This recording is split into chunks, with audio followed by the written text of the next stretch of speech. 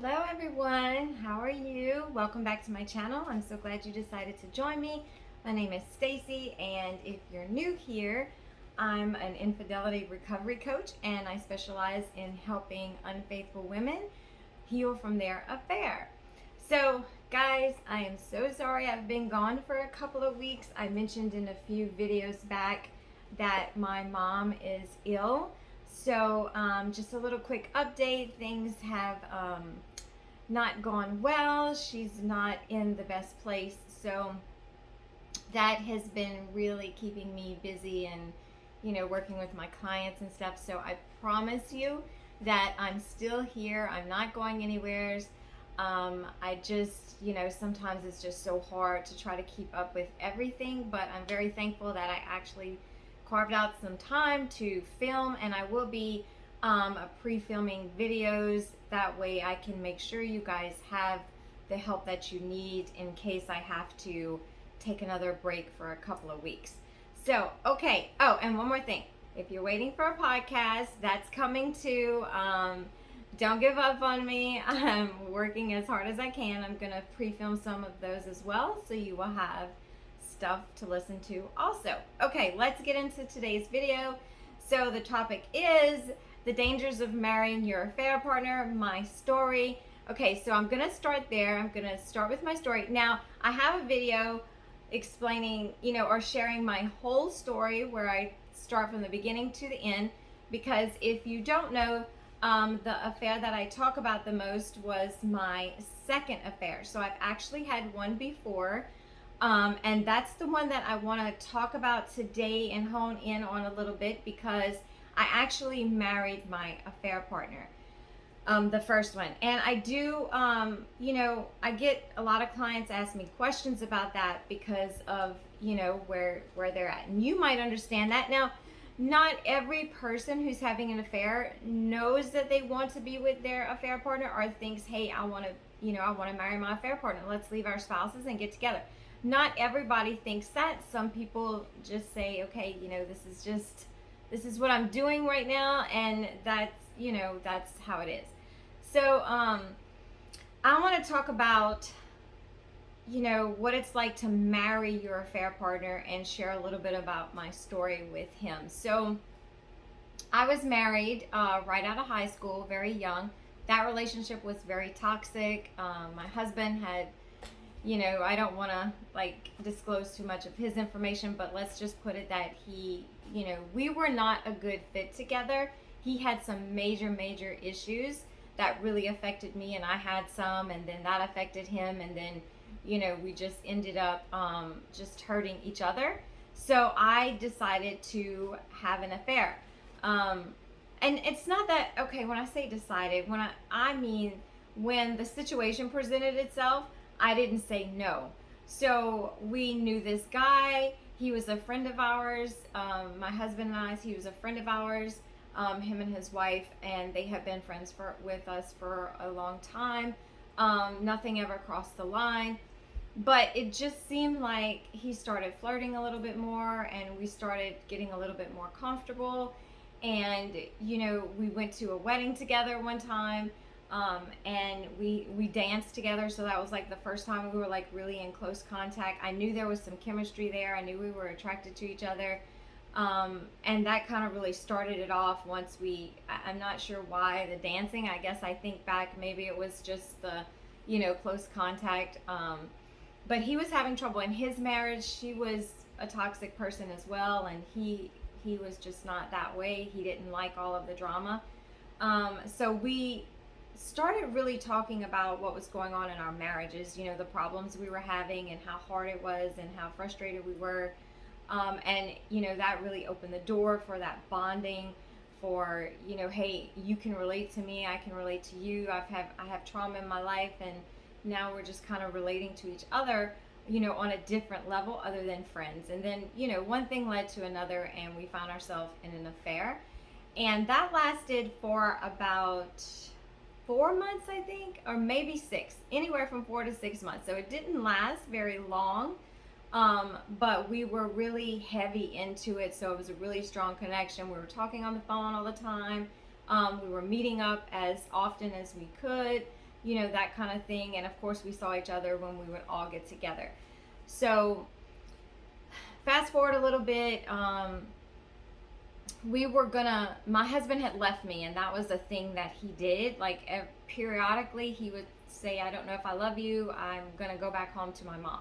So he would do that every few months, and he had done that, and my affair partner had came over, and we were together, and we were gonna get together, and we were really young, so we were in our early 20s when this was going on. And we had decided, hey, let's try to make this work between us. And then somehow, I don't know, and even to this day, my husband, when I talk to him about it, he's not 100% sure what made him leave and go back home to his wife. I know he says that he felt like, it wasn't right, and I had a small child, and he was worried about, the child. And he just says he was too young. He just wasn't mature enough to handle the situation. So he went back home, the affair ended, and we didn't speak for 2 years. Now, him and my husband had started talking again, and we all decided to, hey, let's hang out again, let's be friends again. And I thought, and my affair partner thought, that we could hang out and be friends and we would be okay, and we wouldn't cross the line again, because we had decided, okay, this is over, we're not going to do this. But we were wrong. My marriage got worse, his marriage got worse, and we got older, so we got more mature, and it was, hey, I'm tired of living like this. Like, the last 2 years has been hell. So we started talking again, and my affair partner, he was telling me, I'm leaving her because I just can't take the stuff that she's doing anymore. I'm leaving her whether you leave your husband or not.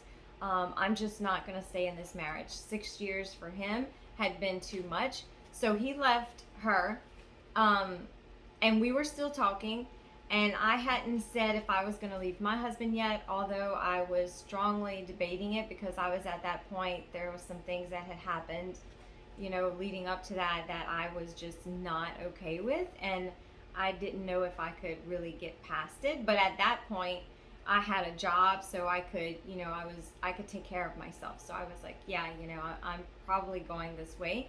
But I didn't have to, because he was in one of his modes again, and he decided to leave me. So when he decided to leave that time, I was like, okay, that's it. I'm done. You have left me every 6 months for the last 5 years. I cannot go through this roller coaster anymore. So he walked out. My affair partner and I, we got together, we got married, we had some kids. It was really good. We are a couple that is, I say, we're peaceful people, and we still are. We get along really well, in a sense where we can live together and not have a lot of drama, not have a lot of conflict. We have things in common. We're alike in a lot of ways, so we just work together well. Well, fast forward 8 years, 3 kids. The marriage hit a rough spot, and it's not that my husband was, so toxic. He just was an avoidant, which I didn't know at the time, but avoidants, they tend to avoid how they're feeling, so they're going to avoid how you're feeling, and they're not really in tune with their emotions a lot. So he just kind of, his mom died, and after that, he just kind of slipped, I guess, to inside of himself, where he withdrew. We wasn't having any date nights.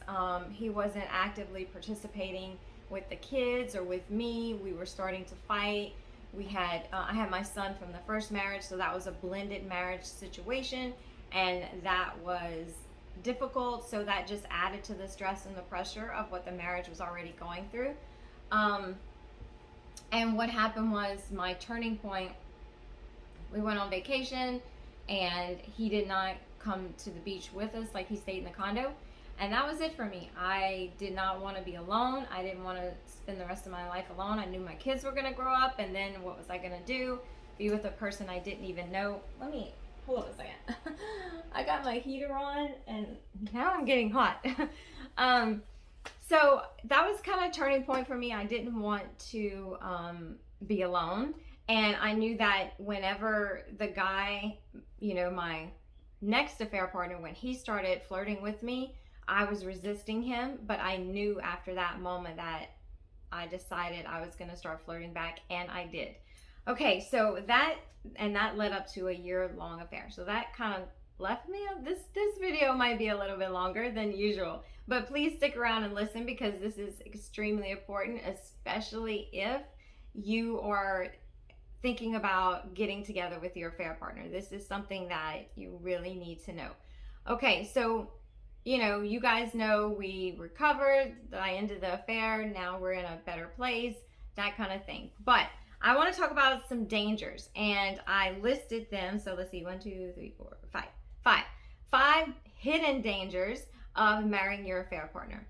Number 1, unhealthy coping mechanisms. You guys, having an affair really shows that you have unhealthy coping mechanisms. And I say that because I want you to think about infidelity as the fruit. It's not the root cause. It's not your husband. It's not the situation that caused you to have an affair. When we see someone have an affair, then we should automatically think there's a root problem. There's a core wound deep inside of that person that caused them to do this. That's really, it's not an excuse, but it's a reason. So it's something that we should pay attention to. And especially if you're thinking about going into a full-time relationship with your affair partner, understand that you are bringing an unhealthy coping mechanism into that relationship. And infidelity is like an addiction, whereas we get addicted to that person because when we're falling in love with someone, the same area of falling in love lights up as if we were on cocaine. So there's an addiction quality to it.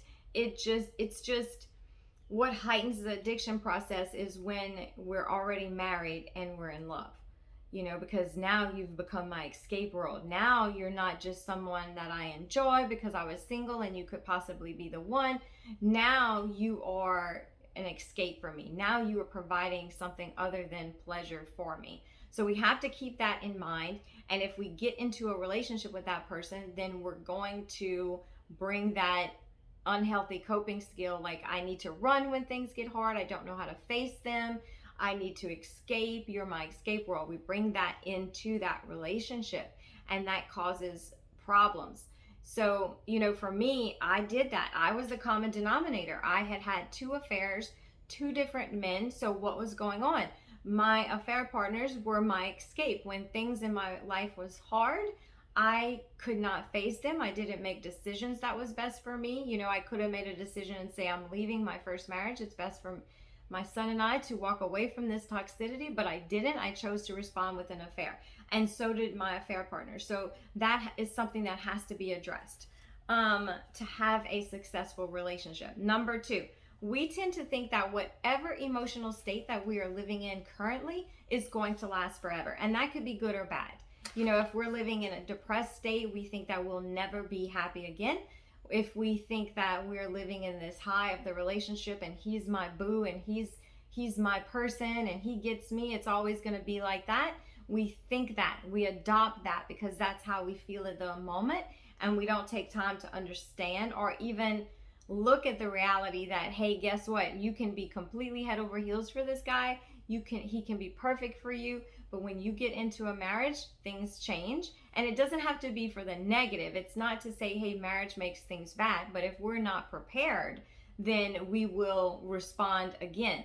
So the next one is, we don't understand the stages of love.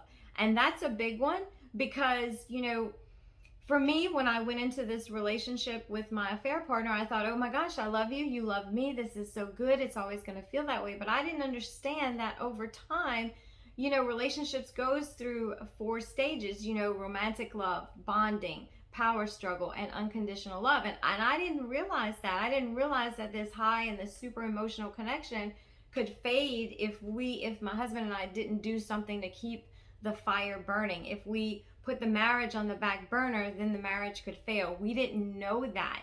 We didn't know that kids, they change the dynamics, and that makes it a little bit harder for us to reconnect as a couple, and we need to take an effort and do something. And I didn't realize that in my first marriage either. So when my second marriage started progressing through the stages as normal, I panicked when we got to, the power struggle stage, and we didn't know, I'm like, oh, well, I love you, but I'm not in love with you, that type of thing. And I didn't know that that was a natural occurrence, and I could still, feel in love with my husband if I just, if we took that time with each other. Okay, so the next one is I can change him and I'm different. So we think that we're the one that's going to change our affair partner. We're the one that's going to make him different. We're his savior. He's our savior. We're actually going to be able to make a difference in this person's life. And it's not that we can't make a difference in someone's life. What it is we can't change people. If they are not aware of their own core wounds, we're not going to be able to make them aware of that or make them want to change that. Now, if if I would say, hey, to my husband back then, hey, you are an avoidant, he would look at me like I was crazy. Until he wanted to fix the problems that was in our marriage and look within himself like, hey, why do I pull away from my spouse? Why do I, withdraw and ignore her and that kind of thing? If he doesn't want to do that and explore that, there's nothing I can do. So I'm going to get into a relationship with someone who, if they have, if they're a habitual cheater, then he's probably going to cheat on me. And since I've already done it twice, I'll probably cheat on him too. But I think that I'm that special to him to change him. And we are special. It's just being special will not change him. It just will not. And I thought, my affair partner that I married, I thought I was going to be enough to make him happy and keep him happy. And if I would do all the right things, then he would never leave me and we would just, stay together forever. And that wasn't true. I did a lot of things. I wasn't perfect, but I did a lot of things because I had a fear of abandonment. So I made sure I was a good people pleaser in that sense. But it wasn't enough to pull him out of his shell and teach him how to express himself in a healthy way when he was emotionally withdrawn.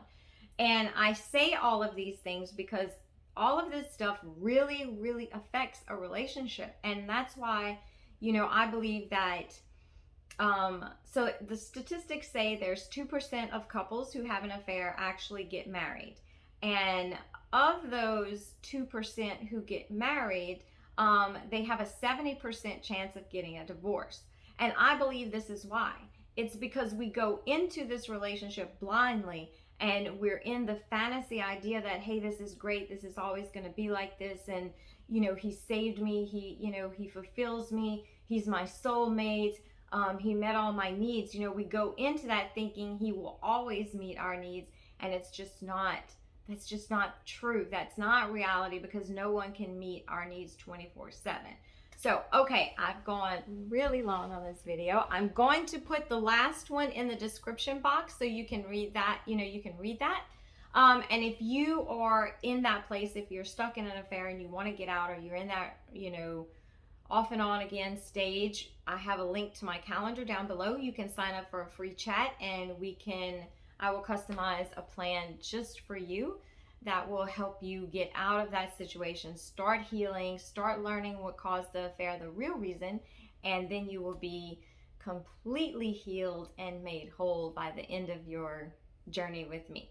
So I want to thank you for watching this video, and if you have any questions, just let me know and I'll see you in the next one. Bye.